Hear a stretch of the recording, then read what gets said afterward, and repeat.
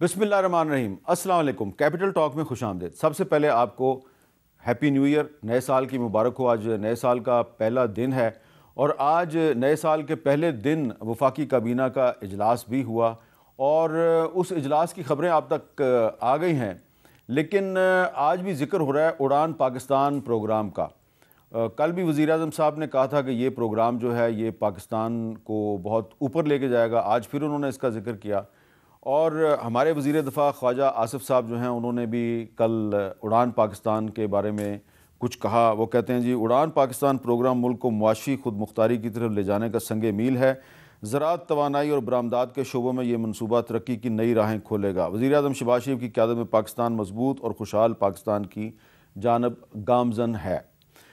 تو سوال یہ پیدا ہوتا ہے کہ اگر پاکستان میں پولیٹیکل سٹیبلٹی نہیں ہوگی، سیاسی استحکام نہیں ہوگا، جو کہ ترقی کی منازل طے کرنے والی کسی بھی قوم کے پر ہوتے ہیں، ونگز ہوتے ہیں، تو ونگز کے بغیر آپ کیسے اڑیں گے؟ تو اس پہ بات کرتے ہیں ہم خواجہ آصف صاحب سے۔ خواجہ صاحب، یہ کانسیپٹ تو بہت اچھا ہے اڑان پاکستان، لیکن پولیٹیکل سٹیبلٹی کے بغیر آپ جب یہ بات کرتے ہیں تو بے پر کی نہیں اڑا رہے آپ؟ میر صاحب بہت بہت شکریہ۔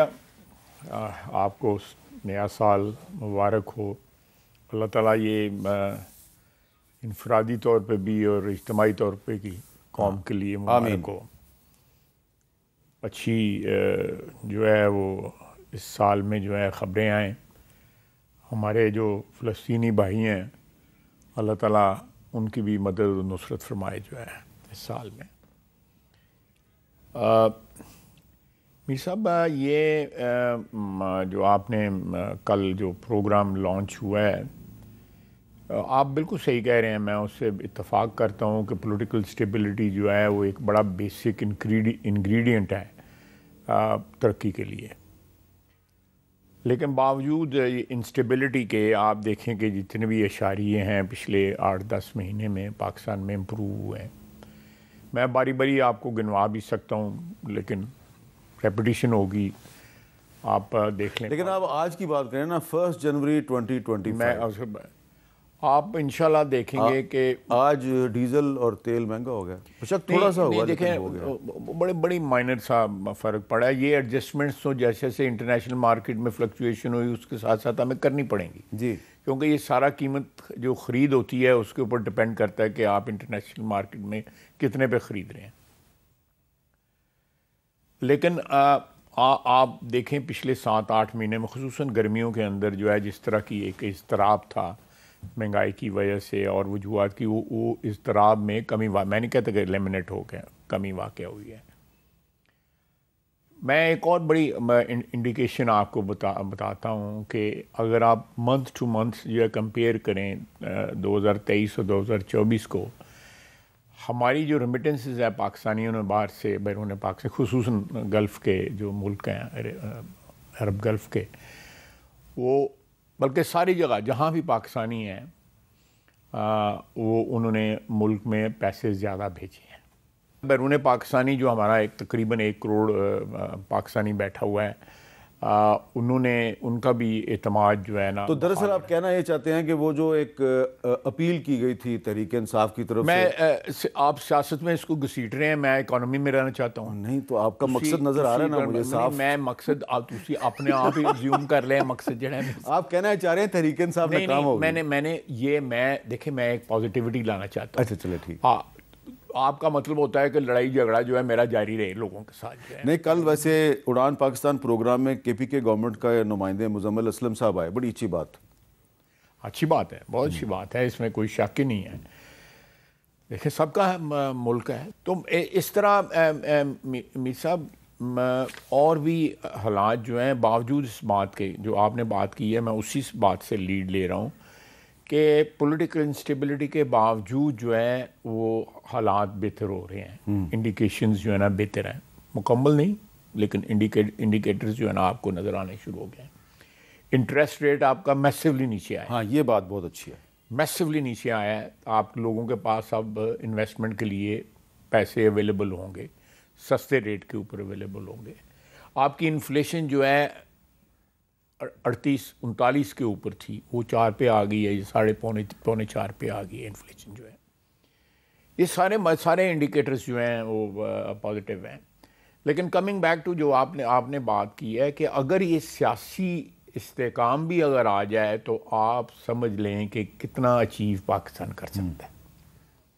کہ باوجود ایک سیاسی عدم استحکام کے اگر پاکستان میں یہ چیزیں بہتر ہو رہی ہیں، حکومت جو ہے وہ کامیابی کا سفر جو ہے اس نے سٹارٹ کر دیا ہوا ہے اور اس کے تمام تر شواہد موجود ہیں، تو اگر یہ میں سمجھتا ہوں کہ اس چیز سیاسی جنگ کے اندر جو ہے نا بعض چیزیں جو ہے نا وہ آؤٹ آف باؤنڈز ہونی چاہیے تمام فریقین کے لیے. مثلا کہ جس طرح آپ نے ابھی ذکر کیا ہے، تو یہ ترسیلات زر جو ہے ان کو روکنا جو ہے وہ تو ملک کو نقصان پہنچے گا. آپ ہمیں نقصان پہنچانے کے لیے کوئی فریق جو ہے ملک کو نقصان پہنچائے تو وہ کوئی اچھا راستہ تو نہیں ہے. بالکل. یعنی اگر آپ ملک کی بہتری کی جو ہے آپ سیاسی لڑائی سیاست میں لڑیں نا، بالکل لڑیں سیاست. اچھا، لیکن سٹیبلٹی کا تعلق صرف سیاسی کشیدگی میں کمی سے نہیں ہے، بلکہ جو سٹیبلٹی ہے اس کا تعلق لا اینڈ آرڈر سے بھی ہے. تو کیونکہ آپ وزیر دفاع بھی ہیں تو یہ بتائیں کہ سال 2024 میں پاکستان کی سیکورٹی فورسز پر حملوں میں بہت زیادہ اضافہ ہوا. پچھلے 8-10 سال میں اتنے زیادہ حملے نہیں ہوئے، اور یہ آپ اس کو ڈنائی بھی نہیں کر سکتے کیونکہ میں نے خود آپ کو دیکھا ہے. آپ وزیر اعظم صاحب بار بار آپ فوجی افسران اور جوانوں کے جو جنازے ہیں ان میں آپ نے شرکت کی ہے. تو یہ جو حملے بڑے ہیں خاص طور پہ خیبر پختونخوا میں، اس کی کیا وجہ ہے؟ میر صاحب اس کی بنیادی وجہ جو ہے وہ جو لوگ یہاں پہ لا کے بسائے گئے، اب اس وقت کی حکومت کہہ رہی ہے کہ یہ جنرل باجوہ اور جنرل فیض کا فیصلہ تھا، لیکن میں تو اس فیصلے کا نہیں گواہ ہوں نا، میں تو موجود تھا ادھر اسمبلی کے اندر. یہ بریفنگ دی گئی کہ یہ بڑی اچھی بات. اس وقت آپ اپوزیشن میں تھے؟ ہم اپوزیشن میں تھے. وہاں پہ پی ٹی آئی کے بھی ایم این اے بیٹھے ہوئے تھے، کسی نے انکار نہیں کیا. وہاں پہ اگر لوگ بولے ہیں تو اپوزیشن کی طرف سے بولے ہیں، انہوں نے سوالات کیے، انہوں نے کوئی ریزرویشن اپنے شو کی. مجھے یاد ہے کہ محسن داؤد صاحب وہاں پہ بولے، پھر ان کا بولنا بند کر دیا گیا اس میٹنگ کے اندر. تو وہ لوگ دکھی ہیں ان لوگوں سے. یہ طالبان نے ان پہ ظلم کیے ہوئے ہیں جو ہمارے جو فارمر ٹرائبل ایریا کے جو لوگ تھے. اب وہ لوگ یہاں پہ موجود ہیں. خود عمران خان صاحب جو ہے آن ریکارڈ ہیں کہ کچھ 40 ہزار لوگ واپس آئیں گے، اور اس میں سے 6-7 آئیں گے. پھر آئے اس وقت کہا انہوں نے، پھر آئے نا. وہ محمود خان بھی آیا، مسلم خان بھی آیا، سارے آئے. نہیں، محمود خان اور مسلم خان کو آپ کی جو اسپیشل اینٹی ٹیررسٹ کورٹس تھیں انہوں نے سزائے موت دی تھی. ان کی سزائے موت جو ہے وہ وزیر اعظم کی ریکمنڈیشن پہ صدر عارف الوی صاحب نے معاف کی اور ان کو ریلیز کیا گیا. نہیں، یہ باجوہ نہیں، یہ باجوہ صاحب کی مرضی کے بغیر تو نہیں ہو سکتا. بالکل صحیح ہے، میں آپ سے ایگری کر رہا ہوں. باجوہ صاحب کی مرضی کے بغیر نہیں ہوگا. جو باجوہ صاحب نے یہ سارا کام یا فیض صاحب نے یہ سارا کام اس وقت کیا جب عمران خان صاحب حکمران تھے. بالکل، یہ بات اس میں کوئی شک تو نہیں ہے. لیکن اس میں ایک اور یہ لوگ جو ہیں، اب یہ لوگ کے پی میں بیٹھے ہوئے ہیں. آپ نے صحیح کہا کہ کے پی میں سب سے زیادہ خون ریزی ہو رہی ہے. جانے تو پاکستانیوں کی جا رہی ہیں نا. جی، فوجی جوان جو ہے جنازے اٹھا رہے ہیں. ہم ارتقاب نے صحیح کہا، روزانہ اٹھا رہے ہیں فوجیوں کے بھی، ایف سی کے بھی سارے جو ہماری پیراملٹری یا ملٹری کے. اچھا خواجہ صاحب، ایک چیز صرف سمجھنے کے لیے آپ سے پوچھ رہا ہوں، کوئی آپ یہ نہ سمجھے کہ میں کنفرنٹ کر رہا ہوں. اپریل-مئی 2022 میں جب عمران خان کی حکومت چلی گئی تو اس کے بعد بھی مذاکرات جو ہیں وہ چلتے رہے. جب آپ کی حکومت آ گئی، شہباز شریف صاحب وزیر اعظم بن گئے. میں پوچھ اس لیے رہا ہوں کہ باجوہ صاحب آرمی چیف تھے اور فیض حمید صاحب کور کمانڈر پشاور تھے. میرے پاس سارے ڈاکومنٹیشن موجود ہے. اور کالعدم ٹی ٹی پی نے سیز فائر کیا مئی 2022 میں، جو ستمبر تک چلتا رہا. اس دوران میں باجوہ صاحب جو ہیں وہ مانیٹر کرے تھے اور فیض صاحب کو انہوں نے بطور کور کمانڈر پشاور کابل بھیجا، بطور کور کمانڈر پشاور. وہاں جا کے انہوں نے افغان طالبان سے مذاکرات نہیں کیے، کالعدم ٹی ٹی پی کی لیڈرشپ سے مذاکرات کیے اور ان کو بہت ایکسپینسو قسم کے گفٹس بھی انہوں نے دیے. یہ جو پالیسی تھی، تو کبھی آپ کی حکومت نے پوچھا باجوہ صاحب سے اور فیض صاحب سے کہ یار یہ دیکھیں یہ کیا کر رہے ہیں یہ جو ڈیٹس میں نے آپ کی یہ اس انفارمیشن کے اوپر میں نے بھی ڈیٹس جو ہے میں نے بھی تھوڑی سی ریسرچ کر کے جو ہے اس وقت وہ D G I S I تھے جو تصویر ہے ان کی ہاتھ میں چائے کا کپ ہے وہ 2021 کی ہے وہ کب کی ہے اس کے بعد جو ہے جب فال آف کابل ہو گیا نہیں دیکھیں نہیں مچ لیٹر دین دیٹ اس وقت کی بات نہیں ہے مچ لیٹر دین دیٹ جس پر دور کی آپ بات کریں اس وقت میں وہاں پہ ہو کے آیا تھا میں گیا جانا بلاول صاحب نے تھا لیکن پھر آپ کو میں وہاں پہ گیا میری ان سے بات ہوئی یہ جو آپ بات کر رہے ہیں میں کیونکہ اس کا پارٹیسپیٹ کیا ہوا ہے میں اس کا گواہ ہوں میں نے ان کو کہا اس میں ملا عمر صاحب تھے ملا عمر صاحب کے بیٹے ملا یعقوب صاحب تھے وزیر دفاع تھے اس میں متقی صاحب تھے اس میں اپنا سراج الدین حقانی صاحب تھے اور یہ تین تو میں اپنا ملا شہری جو ان کے ڈپٹی ڈیفنس منسٹر وہ تھے پوری لیڈرشپ تھی میں تھا ڈی جی آئی تھے ہمارے ایمبیسڈر تھے اور صادق صاحب تھے یہ جو آپ کہہ رہے ہیں نا کہ امن یہ بالکل قطعی طور پہ غلط ہے میں نے ان کو خود اپنے منہ سے میں ریپیٹ میں نے ان کو کہا جی کہ اگر آپ نے ان کو نہ روکا تو ہم مجبور ہو جائیں گے کہ ہم روکیں پھر ہاں ٹھیک ہے تو بعد میں آپ گلہ نہ کریں آپ یہ کہتے ہیں کہ یہ بسا دیں گے ہم ان کو جا کے کہیں اپنے ویسٹرن کسی پروونس کے اندر صوبے کے اندر جا کے تو کیا گارنٹی ہے کہ یہ وہاں سے واپس نہ آ جائیں گے وہ ہم سے 10 ارب روپیہ مانگ رہے تھے اس کا میں آپ کو یہ جو آپ نے جو بات کی ہے میں تو اس کا عینی گواہ ہوں نا اس لیے میں آپ کو 10 ارب روپیہ مانگ رہے تھے ہم نے کہا کیا 10 ارب روپیہ ان کو بسانے کے لیے یہاں سے شفٹ کرنے کے لیے 10 ارب روپیہ ہم نے کہا جی ہم دے دیں آپ کو 10 ارب روپیہ اور کل وہ پھر انفلٹریٹ ہو کے واپس ادھر ہی آ جائیں تو کوئی گارنٹی ہے جس کا ان کے پاس کوئی جواب نہیں تھا اچھا میں D G I S I اس وقت کے ریٹائر ہو چکے ہیں آپ ان کو آف دی ریکارڈ پوچھ سکتے ہیں کہ میں نے وہاں پہ 2-3-4 گھنٹے کتنی گفتگو کی ہے اور کیا گفتگو کی ہے اس کا ٹون اور ٹینر کیا تھا اس کا خلاصہ پوچھ لیں میں نے بالکل بلنٹلی تو پھر اسی لیے پھر ستمبر 2022 میں ٹی ٹی پی نے سیز فائر ختم کر دیا نہیں اس وقت کوئی سیز فائر نہیں تھی سیز فائر تو ہوا کوئی سیز فائر نہیں تھی سب جال سازی تھی یہ سب جال سازی انہوں نے جو اناؤنسمنٹ کی تھی وہ جال سازی تھی وہ بالکل کاروائیاں جاری تھیں ان کی لوگ آ رہے تھے سب یہ بالکل جال سازی امیر صاحب پلیز میں ریکویسٹ کروں گا یو کریکٹ یور سیلف میں تو یہ بات کر رہا ہوں یہ ساری جو میں آپ کو بتا رہا ہوں کہ وہ D G I S I کی حیثیت سے سب سے پہلے جنرل فیض وہاں پہ گئے تھے 2021 میں نے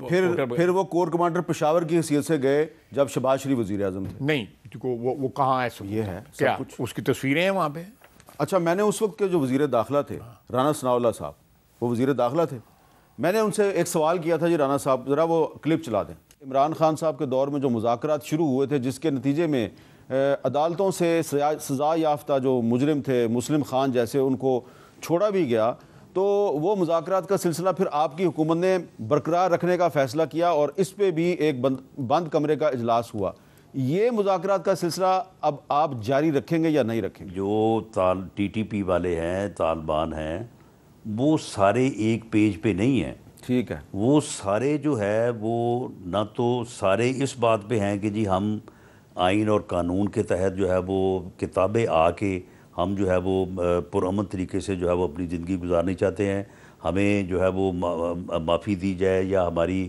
جو سزا ہے اس میں جو ہے وہ کمی لائی جائے کچھ ایسے ہیں ان کے ساتھ مذاکرات ہونے چاہیے ان کو واپس آنے کا موقع بھی ملنا چاہیے یہ یعنی کہ آپ کی بات کی تصدیق کی ہے کہ آپ نے جا کے کابل میں ان کو کہا کہ جی آپ ان کو دوبارہ آباد کرنے کے لیے پیسے مانگ رہے ہیں آپ ضمانت دیں یہ واپس نہیں آئیں گے اور رانا صاحب نے ہمیں یہ کہا کہ جی ان میں یونانیمیٹی نہیں تھی مختلف گروپ تھے کچھ مذاکرات پہ راضی تھے کچھ راضی نہیں تھے تو مذاکرات تو ہو رہے تھے نہیں مذاکرات میں ان کے ساتھ کوئی بات جنرل فیض صاحب بطور کور کمانڈر پشاور ایک 50 رکنی جرگہ لے کے گئے تھے اس میں جو لوگ شامل تھے میں آپ کی ان سے ملاقات میں جنرل فیض صاحب جو ہے بہت سی ایسی باتیں مجھ سے زیادہ آپ جانتے ہیں وہ اپنے جو ان کے جب وہ پوری طاقت میں تھے پوری زور شور میں تھے اس وقت بہت سی ایسی باتیں کرتے تھے جن کی کوئی اتھارٹی نہیں ہوتی تھی بالکل صحیح یہ بات صحیح کر رہے ہیں نا تو بس اس بحث میں جانے کی کہ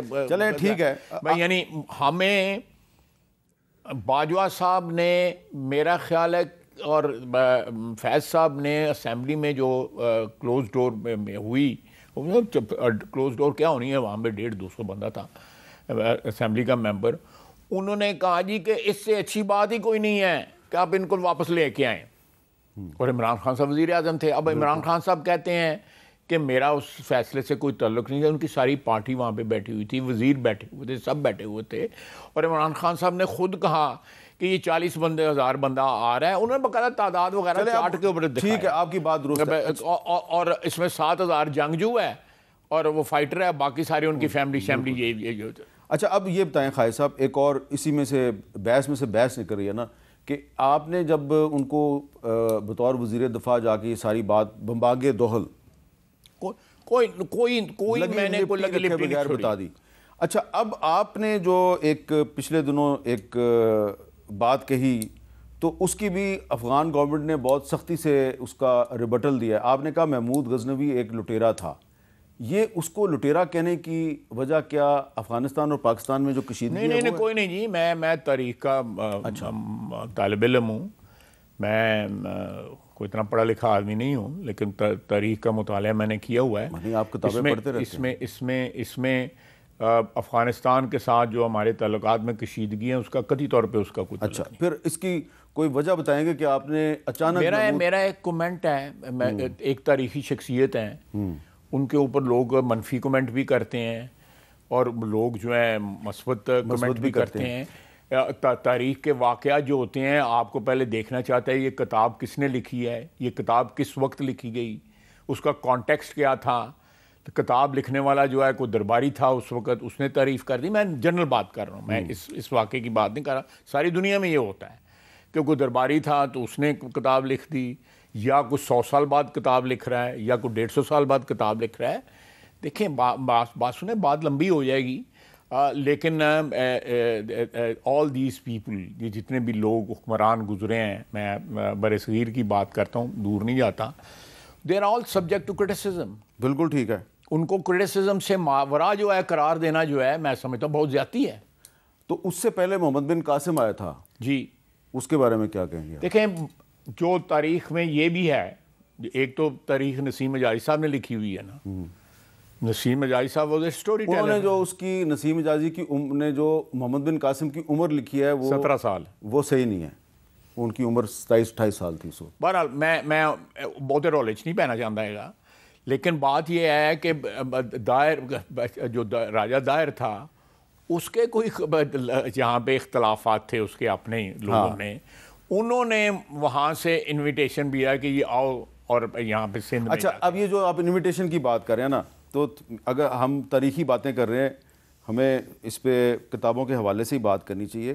میں کتابوں کے حوالے سے، رومیلا تھاپڑ ایک انڈین ہسٹورین جی، وہ زندہ ہیں اور میرا خیال ہے اس وقت سب کانٹیننٹ کی تاریخ پہ سب سے بڑی اتھارٹی. میرے پاس کتاب ہے، نہیں آپ کے پاس تو پرنٹڈ ہے، میرے پاس اوریجنل کتاب ہے.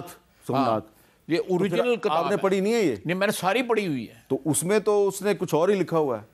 آپ بتائیں کیا لکھا ہوا ہے. اچھا جی، اس نے اس کے بارے میں ساری بات تو نہیں، میں موٹی بات. آپ اگلے دن کرن تھاپر کے ساتھ اس کا ایک انٹرویو تھا، میرا 1.5 گھنٹے کا انٹرویو تھا جس میں انہوں نے ساری ٹریک کی ہوئی ہے اور میرا آکسفورڈ پڑھا تھی. اچھا چلیں، میں آپ کو تھوڑا سا اس کتاب پہ بات کر لیتے ہیں، اور رومیلا تھاپڑ کے کلپس بھی ہیں میرے پاس. ٹھیک ہے، ہم نے یہ بات کرنی ہے. اتھارٹی ہے اس میں کوئی. وہ یہ کہتی ہیں اپنی کتاب میں سومناتھ میں کہ محمود غزنوی نے جنوری 1026 میں سومناتھ پہ حملہ کیا تو محمود غزنوی کی فوج میں ہندو بھی شامل تھے. ملتان سے شامل ہوئے تھے. اچھا ٹھیک ہے جی، ملتان سے شامل ہوئے تھے. میں آپ کو جگہ بھی بتا دیتا ہوں. اور سومناتھ کا دفاع کرنے والی جو راجہ بھیما کی فوج تھی اس میں وہاں کے مقامی اسماعیلی بھی شامل تھے. ایک تو بات یہ انہوں نے کہی ہے. وہ علاقہ، اس علاقے میں اسماعیلیوں کی بڑی پرانی آبادی ہے، بہت پرانی، جو مڈل ایسٹ سے بھاگ کے آئے تھے، جو یمن سے آئے تھے. میں مڈل ایسٹ یمن سے آئے. اچھا، آگے وہ رومیلا تھاپڑ کہتی ہیں جی کہ البیرونی سمیت کئی مسلمان تاریخ دانوں نے محمود غزنوی کے حملے کو مبالغہ رئی سے پیش کیا۔ یہ مندر حملے کے 100 سال بعد دوبارہ قائم ہو چکا تھا۔ بعد ازاں اس پہ علاؤالدین خلجی اور اورنگزیب عالمگیر نے بھی حملہ کیا کیونکہ یہ ایک بڑا تجارتی مرکز تھا۔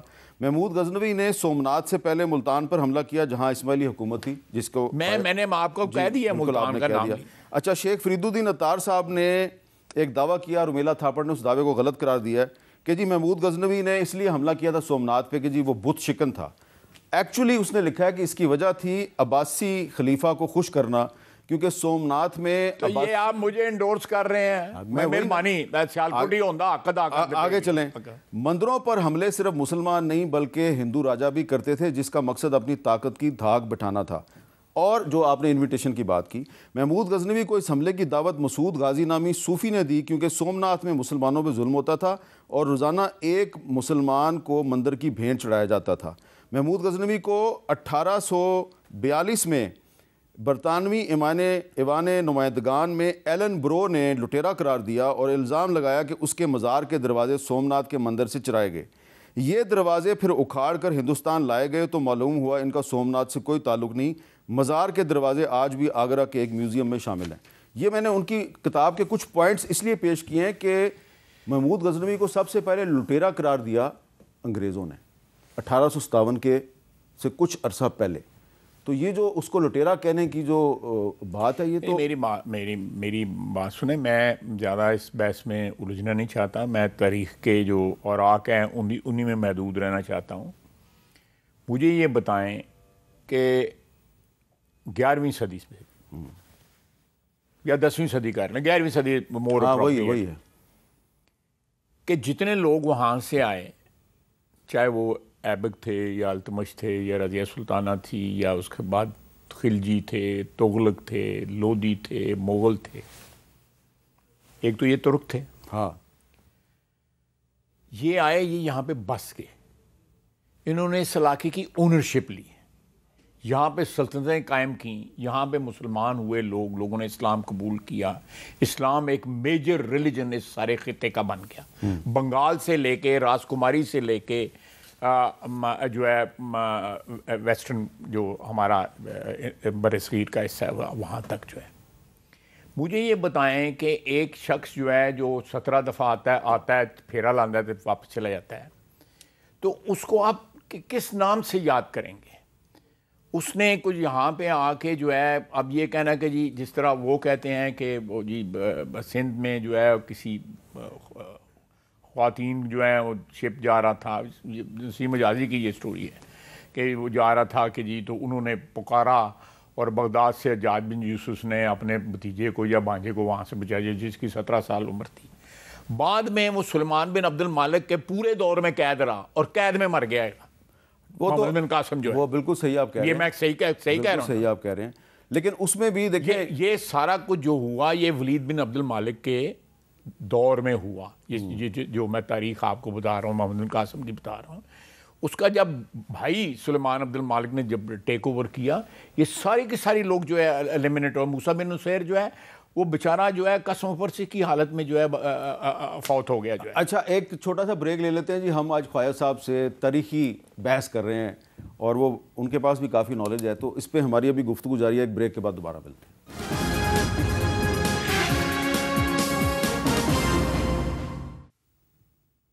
کیپٹل ٹاک میں دوبارہ خوش آمدید۔ خواجہ محمد آصف صاحب ہمارے ساتھ موجود ہیں، ان سے ہم بریک سے پہلے محمود غزنوی کے بارے میں بات کر رہے تھے اور وہ کچھ تاریخی حقائق پیش کر رہے تھے۔ خواجہ صاحب، یہ ایک بڑی مشہور کتاب ہے داتا علی حجویری صاحب کی، کشف المحجوب، آپ نے دیکھی ہوگی اور پڑھی بھی ہوگی۔ اچھا، اس کے بہت سے ترجمے ہیں، یہ جو میرے پاس اس وقت ترجمہ ہے یہ بھی وہ کنٹمپریری پیریڈ ہے، کنٹمپریری پیریڈ ہے۔ اس میں انہوں نے یہ بھی اس کتاب میں جو ان کی بایوگرافی لکھی گئی ہے داتا علی حجویری صاحب کی، اس کے مطابق یہ کہہ رہے ہیں جی کہ رسالہ ابدالیہ کا حوالہ دیا ہے کہ شیخ علی حجویری صاحب جو ہیں وہ محمود غزنوی کے زمانے میں جب غزنی میں موجود تھے وہ، تو ان کے دربار میں وہ بہت سی بحثوں میں حصہ لیا کرتے تھے، اور بعد میں جو مسعود غزنوی ان کا بیٹا تھا اس کے ساتھ وہ لاہور آئے تھے، اور پھر لاہور میں آ کے انہوں نے وہ سلسلہ شروع کیا۔ تو میرے کہنے کا مقصد صرف یہ ہے کہ میر صاحب آپ کی گفتگو ساری میں تسلیم کرتا ہوں، لیکن جو میں نے جو کہا اس کو کہیں ریبٹ تو نہیں کیا جا رہا؟ میں کہہ رہا ہوں کہ جو لٹیرا ہے، لٹیرا وہ داتا علی حجویری کو لے کے آئے گا کہ تم لاہور میں، اس کو بیٹا لے کے آیا آپ کہہ رہے ہیں؟ ہاں بیٹا لے کے، لیکن آپ اس کا دوسرا بات یہ ہے کہ وہ محمود غزنوی جو ہے وہاں پہ حکمران افغانستان میں ضرور تھا، اس میں کوئی شک نہیں ہے، میں ان کے مزار پہ گیا ہوا ہوں۔ ہاں میں بھی گیا، میں ان کے مزار 1972 میں، علامہ اقبال اس کے مزار پہ گئے تھے، میں 1972 میں بابا کہتے ہیں، اور علامہ اقبال نے ایک نہیں کئی اشعار اس کی شان میں کیے۔ اچھا اب میں آپ کو بتاتا ہوں کہ میں یہ ساری آپ سے بحث کیوں کر رہا ہوں، پوچھنا کیا ہے میں نے آپ سے، پوچھو۔ Being defence minister of Pakistan, آپ نے اپنے میزائل کا نام، دیکھیں میں اس بحث میں نہیں پڑھنا چاہتا کہ میری بات سنیں نا، وہ آج سے 5 یا 10 سال یا 15 سال ایک میزائل کا نام رکھا گیا 2012 میں، تو میں وہی 5-10 سال ہو گئے، اور اس کی منظوری کس نے دی؟ خائے صاحب، صرف غزنوی میزائل نہیں ہے، ابدالی ہے، ابدالی میزائل، غوری میزائل ہے۔ تو آپ ایک طرف تو کہہ رہے ہیں وہ لٹیرے تھے سارے، تو دوسری طرف آپ کہہ رہے ہیں کہ لیکن میرا تو اس پہ کوئی جو کیا کہتے ہیں کنٹرول نہیں ہے نا کسی کا کیا نام رکھا جائے، سڑکیں ہیں، میں سیالکوٹ میں جس سڑک پہ رہتا ہوں اس کا نام محمود غزنوی روڈ ہے۔ اچھا خائے صاحب، اس کی وجہ ہے نا جو ہم نے بھی اس پہ، دیکھیں میری بات سنیں، آپ پلیز ٹرائی ٹو انڈرسٹینڈ کہ آپ یہ جو رائل یا سیاسی یا جو بھی اس کو نو آبادیاتی شخصیتیں تھیں جو بار بار جو ہے بر صغیر پہ حملہ کرتے تھے، ان کو سینکٹیفائی کیوں کر رہے ہیں؟ نہیں میں سینکٹیفائی نہیں کر رہا، میں نے نہیں کیا، مقدس کیوں بنا رہے ہیں؟ مقدس انہوں نے بنایا جنہوں نے اپنے میزائلوں کا نام غزنوی میزائل رکھا، غوری میزائل رکھا، وہ کون لوگ ہیں؟ دیکھیں بعض لوگ جو ہیں، میں بھی بات سنیں، بعض لوگ جو ہیں تاریخ کو 100 طریقوں سے انٹرپریٹ کیا جا سکتا ہے، کسی بھی تاریخی واقعہ، لیکن میں پلیز 1 منٹ 1.5 منٹ دے دیں۔ ایک تاریخی واقعہ جو ہوا ہے اس کو 100 طریقوں سے جو ہے نا، جو ہے مثلا اگر کوئی یورپ میں بیٹھا ہوا ہے اس کو ڈیفرنٹ طریقے سے انٹرپریٹ کرے گا، جو بر صغیر میں بیٹھا ہوا ہے وہ ڈیفرنٹ طریقے سے انٹرپریٹ کرے گا، تو تاریخ میں you have to find ultimately find a common ground. اگر آپ 6-7 کتابیں ایک ہی موضوع کے اوپر پڑھیں گے تو آپ کو آسانی ہوگی کہ بھئی اس کا جو فیصلہ یہ ہے۔ اب میں کہہ رہا ہوں کہ میرے گھر جس سڑک پہ میں رہتا ہوں اس کا نام محمود غزنوی روڈ ہے، تو مجھے کیا ضرورت پڑی ہوئی ہے؟ میں نے اپنا ایک اوپینین دیا ہے اور میں اس پہ سٹینڈ کرتا ہوں، میں نے اپنا اوپینین دیا ہے، لیکن میں اس کنٹروورسی میں نہیں پڑھنا چاہتا کہ جی وہ اچھا آدمی تھا، وہ ضرور غزنی کے لیے اچھا آدمی ہوگا، افغانستان کے لیے اچھا آدمی ہوگا، لیکن میں تو بر صغیر کی بات کر رہا ہوں کہ میں تو ایک پاکستانی کی حیثیت سے، not as a defence minister, ہم نے جو اپنے میزائل کا نام غزنوی میزائل رکھا ہے اس کا نام چینج ہونا چاہیے کہ نہیں ہونا چاہیے؟ نہیں، میں اس بحث میں نہیں پڑھوں گا۔ اچھا کیا اس کی وجہ یہ ہے؟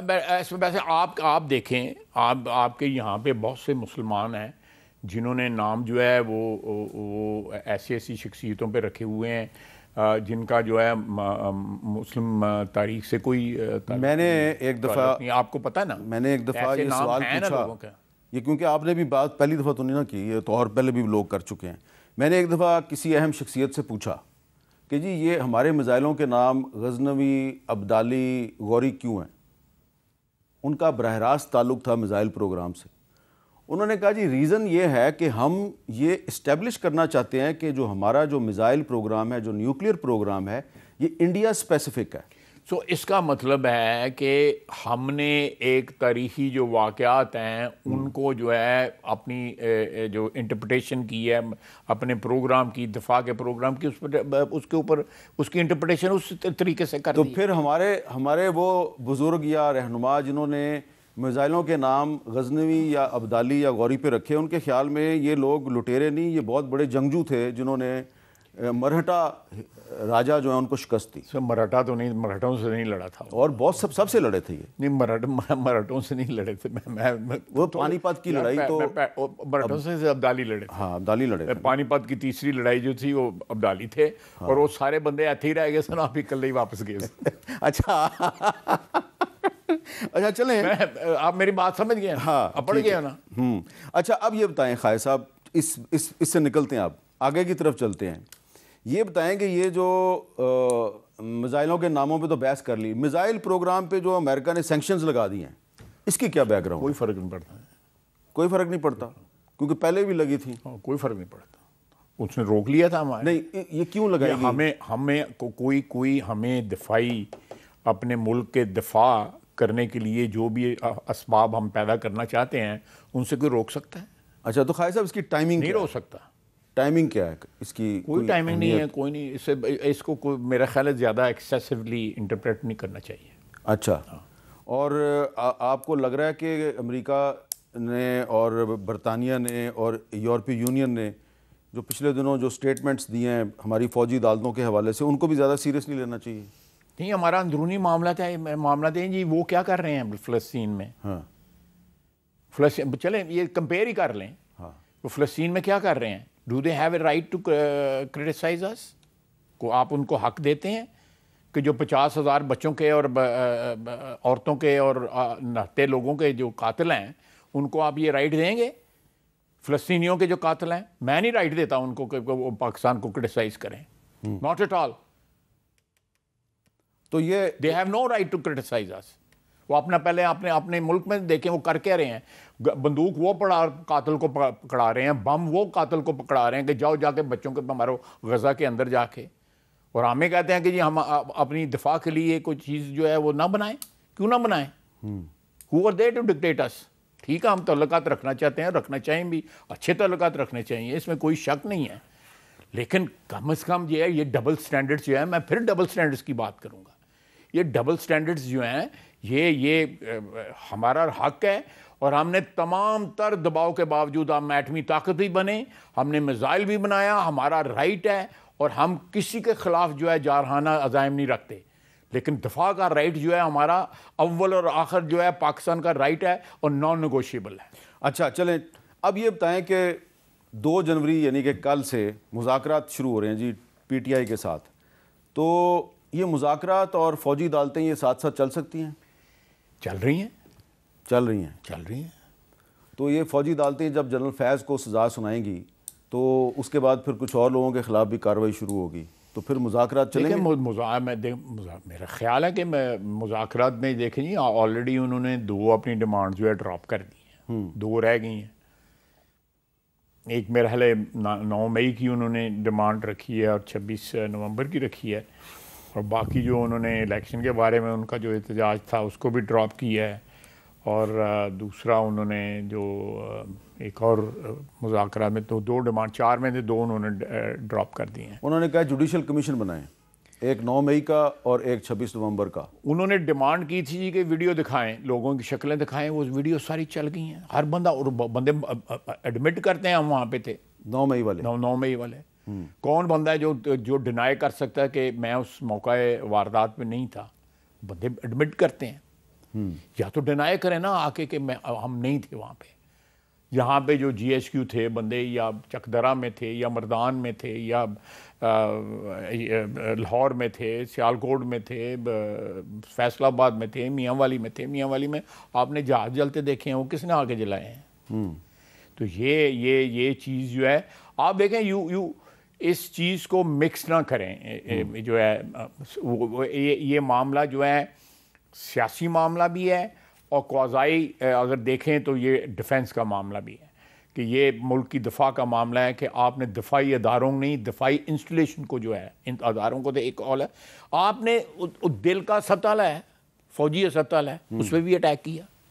اے ایف آئی سی پہ اٹیک ہوا نا پنڈی میں. آپ دیکھیں یہ کس طرح آپ جسٹیفائی کر سکتے ہیں, کس طرح جسٹیفائی. سیاسی مذاکرات کریں 100% کریں, میں اس کی مخالفت نہیں کرتا, لیکن ایک تفریق ضرور رکھیں کہ آپ جو ہے اپنے احتجاج کے اندر ریاست کو ٹارگٹ نہ کریں, کہ یہ نہ کریں کہ جی ترسیلات نہ بھیجیں پاکستان کو کلاش کر دو. یہ نہ کریں کہ جی آئی ایم ایف کو جو ہے آپ جو اس کو اسسٹ نہ کرو, پاکستان کو جو ہے قرضہ پرووائڈ نہ کرو. آپ ریاست کو ٹارگٹ نہ کریں, آپ مجھے ٹارگٹ کریں, آپ شہباز شریف کو ٹارگٹ کریں, نواز شریف کو ٹارگٹ کریں, پیپلز پارٹی کو ٹارگٹ کریں, دوسری پارٹیوں کو ٹارگٹ کریں. سیاسی لڑائی سیاست سے لڑیں. یہ کور کمانڈر کے گھر پہ نہ چلے جائیں, جی ایچ کیو کے گھر پہ نہ چلے. لیکن اگر خائصہ وہ کہتے ہیں میرے اختلافات رہے ہیں نا, آپ گواہ ہیں اس چیز کے. شدید اختلافات رہے ہیں جنرل مشرف کے زمانے میں. اس سے پہلے ہم نے جو غلطیاں کیں جنرل ضیاء کے زمانے میں اس کی معافی بھی میں نے مانگی ہوئی ہے. یہ میں نے اپنا ریکارڈ جو ہے درست کیا. اللہ تعالیٰ مجھے جو ہے اس سے رحم کی مانگتے ہیں. اس سے پہلے ایوب خان کی مخالفت کی. جب جب حکمرانی یہاں اس ملک میں جو ہے وہ ایبروگیٹ ہوا کانسٹیٹیوشن جو ہے اس کو مسخ کیا گیا, اس کی باقاعدہ گواہی ہے, تاریخ گواہی دے گی کہ ہم نے مخالفت کی, لیکن ہم نے کسی اسٹیٹ کے اوپر جو ہے ریاست کے گریبان پہ ہاتھ نہیں ڈالا. یہ 9 مئی کو ریاست کے گریبان پہ ہاتھ ڈالا گیا ہے, 26 نومبر کو پھر ریاست کے گریبان پہ ہاتھ ڈالا گیا ہے. آپ دیکھیں, میں پھر کہوں گا کہ میں مذاکرات کا بالکل مخالف نہیں ہوں, لیکن مذاکرات کریں, سیاسی لڑائی سیاست سے لڑیں. لیکن خالد صاحب جب 26 نومبر کو بقول آپ کے ریاست کے گریبان پہ ہاتھ ڈالا گیا تو اس وقت پھر اڈیالہ جیل میں عمران خان کو پیشکش کیوں کی جا رہی تھی کہ آپ یہ کر لیں تو پھر آپ کے ساتھ یہ ہو جائے؟ دیکھیں, اڈیالہ جیل میں جو ان سے رابطہ ہوا اس میں انہوں نے سنجانی کے اوپر اتفاق کیا, ان کی پارٹی نے بھی اتفاق کیا, لیکن ان کی اہلیہ محترمہ نے اس سے اختلاف کیا اور وہ یہاں پہ لوگوں کو لے آئیں, اور اس سے ریاست میں اور پی ٹی آئی میں جو ہے کلیش پیدا ہوا. اگر وہ نہ یہاں پہ لیتی تو میرا خیال ہے سنجانی میں بیٹھتے سیاسی طور پہ بھی زیادہ فائدہ ہوتا. اتنے بندیوں ڈک لیندے گے, پوری سڑک بند کر دیتے. لیکن اگر ہر چوتھے 5ویں دن جو ہے اسلام آباد آ جاتے. یہ تو اسٹریٹجی ان کو سمجھ ہی نہیں آئی جو قائد صاحب. نہیں, میں دیکھا نا سنجانی کی جو ہے کہ یہ کتنی بڑی بیوقوفی ہے. میں پھر کہوں گا کہ ایک خاتون کے ہاتھ میں دے لوگ کہیں گے جی خواتین کے خلاف باتیں کریں. یہ تو آپ غلط کریں نا خالد صاحب, خواتین کے خلاف باتیں کر رہے ہیں. میں نہیں کر لیتے ہیں جی, بریک کے بعد دوبارہ ملتے ہیں. میرے ذمہ آج کل سارے ملبہ میرے ذمہ پائی آ رہے ہیں.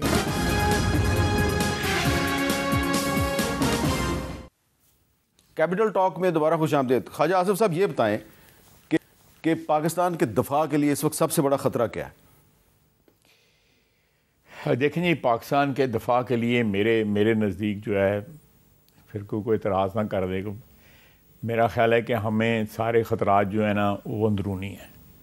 اچھا, باہر کے خطرات کا مقابلہ کر سکتے ہیں. We are very well equipped to face any aggression from outside. ہم نے ابھی آپ کے ساتھ بات ہو رہی تھی کہ ہم نے ایٹمی طاقت جو ہے پریشر کے باوجود بنے, میزائل پروگرام ہمارا جاری رہا, ہمارے اپنے ہمسایوں کے ساتھ تعلقات اچھے ہیں, چین کے ساتھ اچھے ہیں, ایران کے ساتھ اچھے ہیں. بدقسمتی ہے کہ ایک دو کے ساتھ نہیں اچھے جو ہے, افغان زمین ہمارے خلاف استعمال ہوتی ہے, ہم ان کے ساتھ تعلقات بھی اچھے رکھنا چاہتے ہیں. لیکن میں سمجھتا ہوں کہ اگر ہم اپنا گھر درست کر لیں تو ہمیں کسی طرف سے کوئی خطرہ نہیں. اچھا, ڈپلومیٹک اوفینس کا بھی آپ مقابلہ کر سکتے ہیں, جیسا کہ ہم نے دیکھا ای یو کا, یو کے کا, یو ایس اے کا اسٹیٹمنٹ آیا.